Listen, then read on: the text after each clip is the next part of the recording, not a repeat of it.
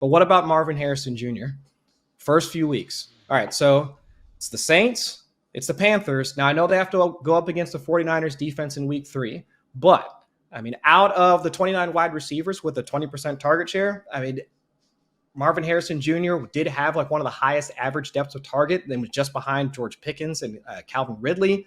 I mean, we didn't see a lot of him being able to work in the slot, but we know what that particular, like his target share and his ability to create in contested catch situations. So going up against some of those light defenses in the first couple of weeks, we could be seeing a scenario where if people try and take the plunge in the, let's say, 3rd, 4th round and drafting a guy like Marvin Harrison Jr., the early season returns might be something of what we were expecting in 2024, and we could see that in 2025. But I want to toss that out there and see what you think about MHJ.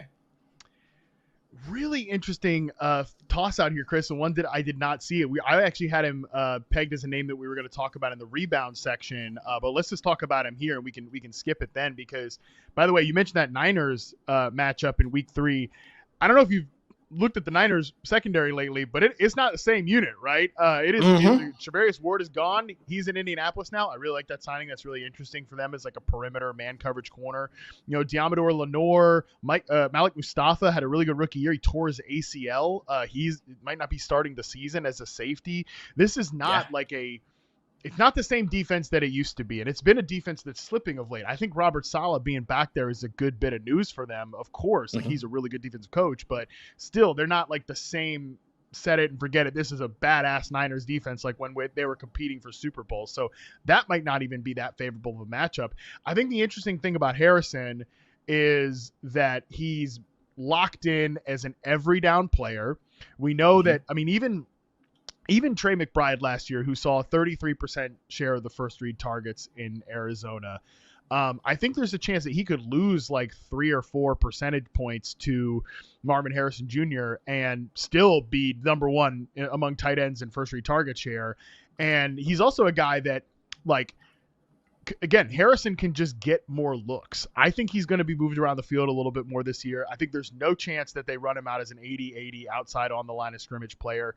And honestly, Chris, again, this is going to transition us into the topic we're going to talk about across the break. Like, I think he's a guy that can rebound because he's good at football. You know, I know that some people will maybe question that, but based on the reception perception data with him, he's a guy who performed really well against press man coverage and was a solid zone beater as well. So I just think he needs to get like a little bigger, stronger, which he's done in the offseason, and can win more of those contested catches. So I didn't see this one coming, but he does have a pretty interesting early season schedule and has very bankable volume. It just kind of comes down to the Kyler Murray of it all, which is always the thing I get a little hung up on. Where are you at with Kyler?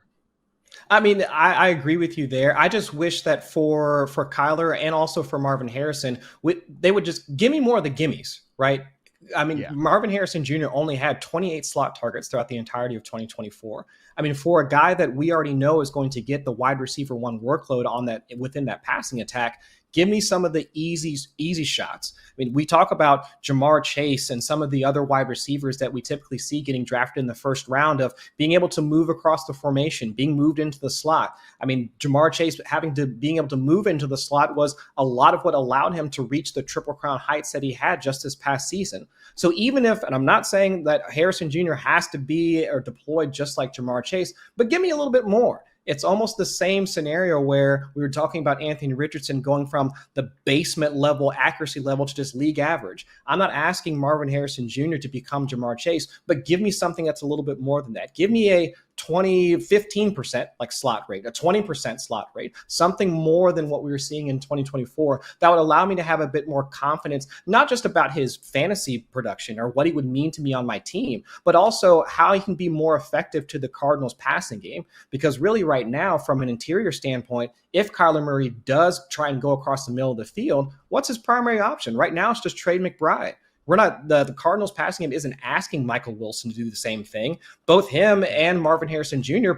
They act like sacrificial X receivers in some cases. So I would say that if we start to get a bit more of Harrison moving inside and out, that would allow Kyler Murray to pull him into the higher efficiency that we've seen throughout pockets of his career already. So I think with that, like, hopefully Drew Petzing tries to move him a bit more and allow him to do a bit more as a receiver. But until then, again, I understand people having some of their doubts about Harrison Jr., but that early season schedule, I mean, I can't deny the potential for him to at least have a top 12 outing in both of those first 2 weeks.